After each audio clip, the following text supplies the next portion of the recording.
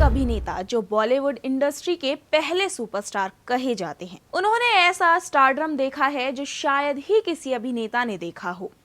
उनकी female fans इन्हें खून से खत लिखकर प्यार का इजहार किया करती थी। उनकी एक फिल्म देखने के लिए लाखों की लाइन लगती थी।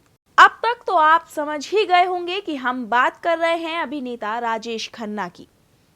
राजेश खन्ना एक भारतीय अभिनेता, फिल्म निर्माता और राजनीतिज्ञ थे जो हिंदी सिनेमा में उनके काम के लिए जाने जाते हैं। उन्हें प्रथम सुपरस्टार और भारतीय सिनेमा के मूल सुपरस्टार के रूप में भी जाना जाता है। उन्होंने 1969 से 1971 की अवधि में लगातार 15 अलग-अलग हिट फिल्मों में अभिनय किया और एक कभी न टूटने वाला रिकॉर्ड बनाया। उन्होंने 1967 में फिल्म आखिरी खत के साथ अपने करियर की शुरुआत की। अपने करियर के माध्यम से वो 168 से अधिक फीचर फिल्मों और 12 लघु फिल्मों में दिखाई दिए। उन्हें 3 बार Filmfare best actor award और सर्वश्रेष्ठ अभिनेता के लिए 4 बार BFJ पुरस्कार भी मिला। बाद में 1991 में उन्हें फिल्म फेयर स्पेशल अवार्ड से सम्मानित किया गया और 2005 में उन्हें film fair limelight achievement award प्राप्त हुआ। 1970 से 1987 तक वो सबसे महंगे भारतीय अभिनेता हुआ करते थे। राजेश खन्ना को भारतीय सिनेमा के पहले सुपरस्टार के रूप में श्रेय दिया जाता है। राजेश खन्ना का जन्म 29 दिसंबर 1942 को पंजाब में अमृतसर में हुआ था। राजेश खन्ना का असली नाम जतिन है, जिनका पालन पोषण लीलावती चुन्नीलाल खन्ना ने किया था। लीलावती खन्ना जो राजेश खन्ना के जैविक माता पिता के रिश्तेदार थे और उन्होंने राजेश खन्ना को गोद लिया था।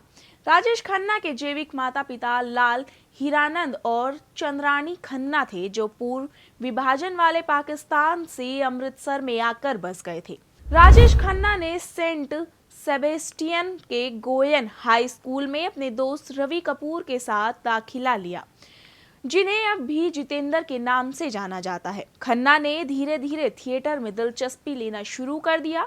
बहुत सारे मंच और थिएटर अपने स्कूल और कॉलेज के दिनों में खेलते रहे और अंत विषय कॉलेज नाटक प्रतियोगिताओं में कई पुरस्कार जीते।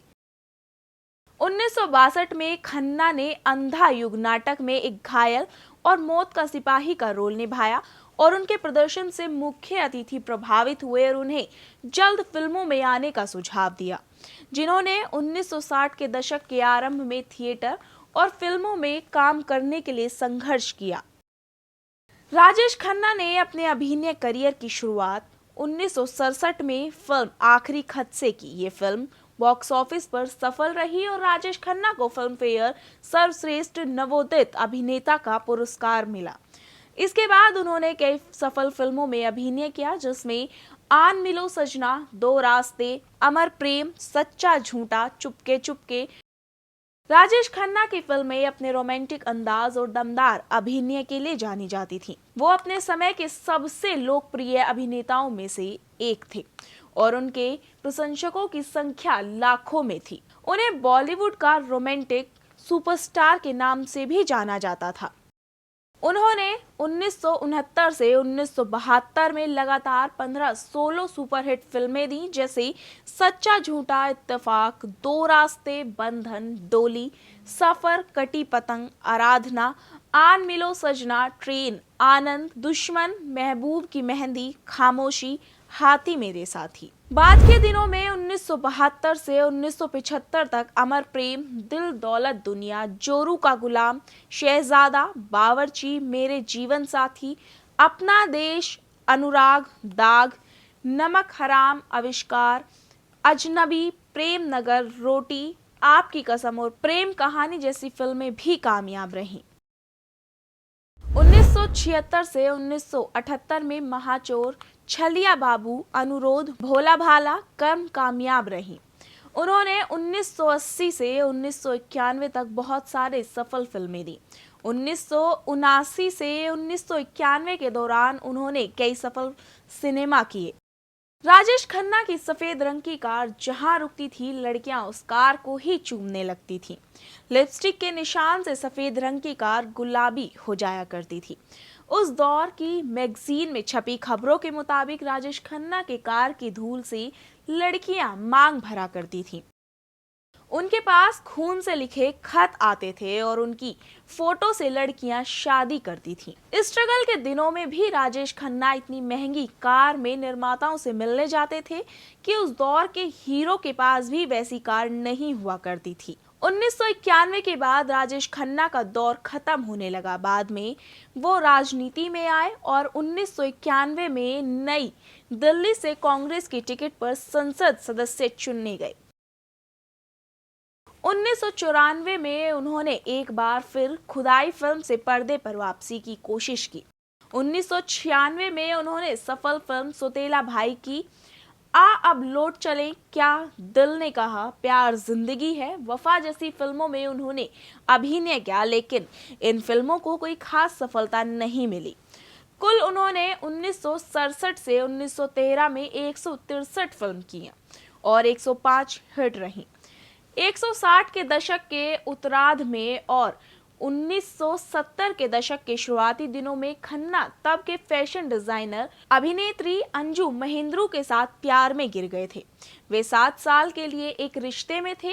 सूत्रों के अनुसार इस ब्रेकअप के बाद 17 सालों तक एक दूसरे से दोनों ने बात नहीं की थी। बाद में खन्ना ने मार्च 1973 में उभरती अभिनेत्री डिंपल कपाड़िया से शादी की। इससे पहले कपाड़िया की पहली फिल्म बॉबी उस साल नवंबर में रिलीज हुई थी। उनकी शादी से 2 बेटियां हैं, ट्विंकल और रिंकी खन्ना। हालांकि खन्ना और कपाड़िया ने एक सौहार्दपूर्ण संबंध बनाए रखा, जहां दोनों को एक साथ पार्टियों और परिवार के कार्यों में देखा गया। डिंपल कपाड़िया ने राजेश खन्ना के चुनाव के लिए प्रचार किया और उनकी फिल्म जय शिव शंकर, जो 1990 में आई, में काम भी किया। जून 2012 में ये खबर मिली थी कि राजेश खन्ना का स्वास्थ्य खराब हो रहा है। 23 जून को उन्हें स्वास्थ्य जटिलताओं के कारण मुंबई में लीलावती अस्पताल में भर्ती कराया गया था। उन्हें अस्पताल से 8 जुलाई को छुट्टी मिली और वो कथित रूप से ठीक भी हो गए थे। फिर 14 जुलाई को खन्ना को लीलावती अस्पताल में भेज दिया गया था, लेकिन 16 जुलाई को उन्हें छुट्टी मिल गई। 18 जुलाई 2012 को मुंबई के अपने बंगले आशीर्वाद में उनका निधन हो गया। सूत्रों ने पुष्टि की कि उनका स्वास्थ्य जुलाई 2011 से बिगड़ रहा था, क्योंकि उन्हें कैंसर का पता चला था। उनकी मौत के बाद उन्हें सह कलाकार मुमताज ने कहा कि खन्ना पिछले वर्ष की अवधि से कैंसर से पीड़ित थे। उनका अंतिम संस्कार 19 जुलाई को 11:10 पर हुआ। उनके अंतिम संस्कार में 10 लाख से भी अधिक लोग शामिल हुए थे और उनके प्रशंसक दिल्ली, अहमदाबाद, अमेरिका, सिंगापुर और अन्य कई विदेशी देशों से आए थे। पुलिस ने उन लोगों की भीड़ को नियंत्रित करने के लिए लाठीचार्ज का सहारा लिया था। राजेश खन्ना भले ही दुनिया को 18 जुलाई 2012 में अलविदा कह गए थे, लेकिन उनका स्टारडम आज तक बरकरार है।